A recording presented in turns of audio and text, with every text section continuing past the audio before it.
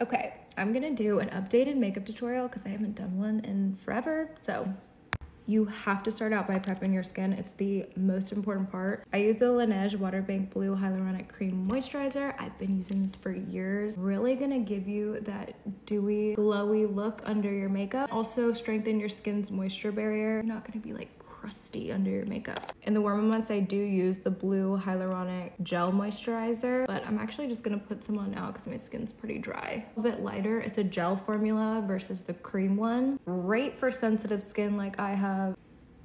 I also just came out with these refillable pods instead of buying a whole new one. And there's a 70% reduction in plastic consumption, so save the earth.